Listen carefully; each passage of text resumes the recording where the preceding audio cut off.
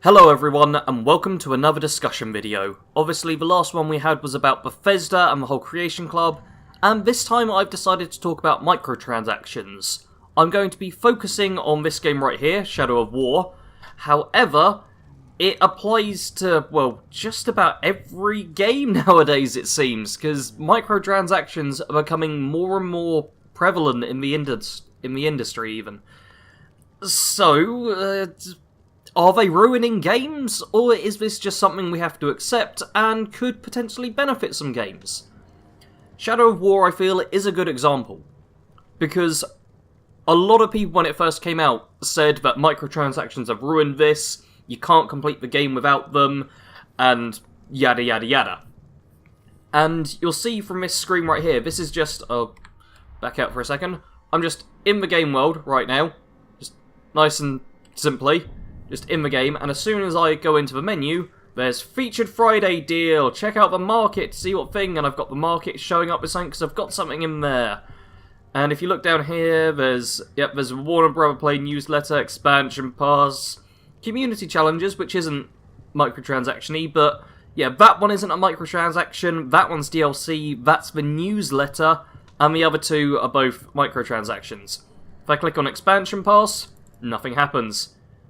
If I click on the newsletter, nothing happens.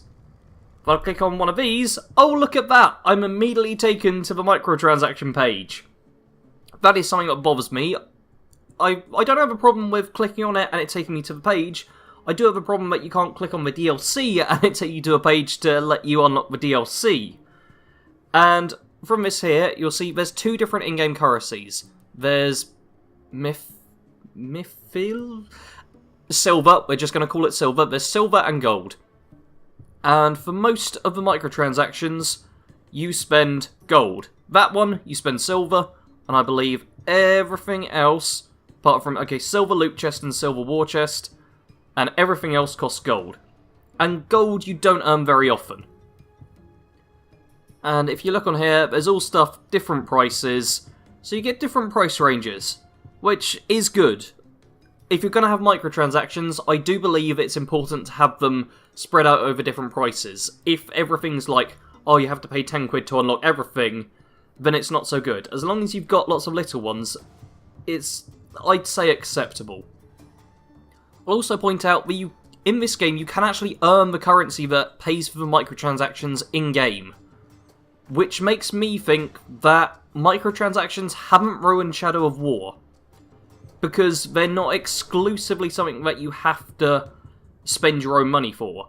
Obviously, I can click on this and it'll go to the whole credit card thing where I can pay to get gold, but that's something I've never done. In addition, we go to the unopened chest bit, and right here I have a Spoils of War chest. This is something I earned from just playing the game, doing a specific online mission. And from this, I immediately get, oh, look at that! Oh, cool, this is actually quite, I'm quite happy about this. Look at that, I've got legendary people. Oh, I've been wanting some orcs. Yeah, but from that, I got stuff that I could have paid for. And that's quite cool now. I've also got XP boosts. I earned those in the game as opposed to buying them. And followers. I've now got 2 new followers. But all of these were ones I believe I got for pre-ordering the game, or you just get at the start. I'm not entirely sure quite how it works. But all of the level 15 people here, I haven't used. Because you don't need to use any of the microtransaction stuff in this game. Which makes me think it doesn't ruin the game, but there is the question of game balance. Because there's the whole pay-to-win argument. And for most part, Shadow of War is a single-player game. And with single-player, I personally don't care if people want to pay to win. That's entirely down to them. It is all on an individual basis and doesn't affect anyone else.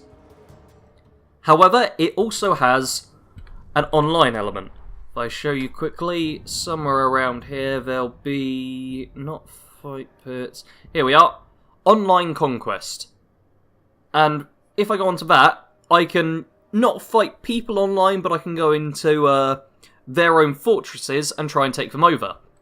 And I could pay to get extra good orcs on my side, or some bonuses or stuff. It's all stuff that I could earn myself through playing, but it's still stuff that I could just pay to get myself ahead a little bit.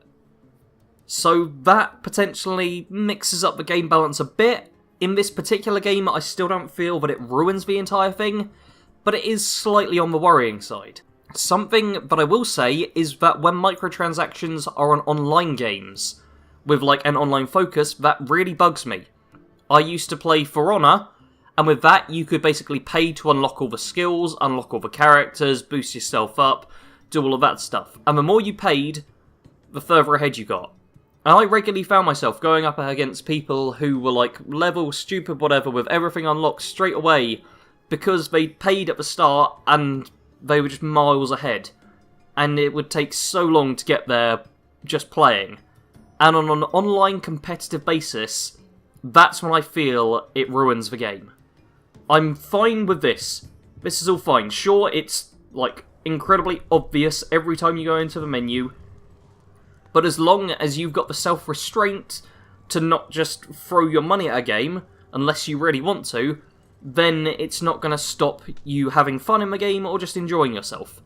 When it's a competitive, online thing, that's when I feel it ruins the game. And honestly, I don't feel they're always needed. I understand that publishers need to make more money. All of you will have heard in my Bethesda argument that I'm fairly publisher-friendly for the most part. I accept that they want to make lots of money from a game. That's the key purpose of a game, if we get right down to it, is it needs to make plenty of money. Games need to make a profit for them to keep being made. So I'm fine with it. I don't have a huge problem. But once you start throwing it in constantly, all the time, and it upsets the actual game itself, that's where I draw the line. I'm fine with things like Overwatch, where you can get loot boxes with customizable skins. That's just aesthetic, that's not going to be a huge deal. But once it affects game balance and stops people from being able to enjoy it or have a fair playing field to go on, that's when I start getting annoyed by it. But, once again, this is a discussion video. So, in the comments, make sure you tell me what you think of microtransactions. I was about to say, are you for them? I doubt anyone's going to be for them, but how against them are you? Do you feel they should never be allowed in games and there's not a single excuse for them? Do you not mind them at all? How many of you have spent money on microtransactions? I will say I have. In For Honor, I bought a bit at the start to get myself going. Didn't splash out huge amounts on there. I think I spent like probably a $5, I'd say, just getting a bit of stuff to unlock so I can make videos a bit faster. And I've also spent on a game called Magic Jewels. I bought the currency in there. I did that as well back when I was unemployed and had nothing I wanted to spend my money on, which I do regret now, but at the time I was happy with. But let me know in the comments, and make sure you're talking to each other in the comments as well, because that's another key part of this, discussing with one another, because, as I said last time, my opinion doesn't matter that much. There's hundreds of you who are going to watch this. You should be talking to each other and getting a wide variety of opinions. But I will stop talking there because I've been going on for far too long.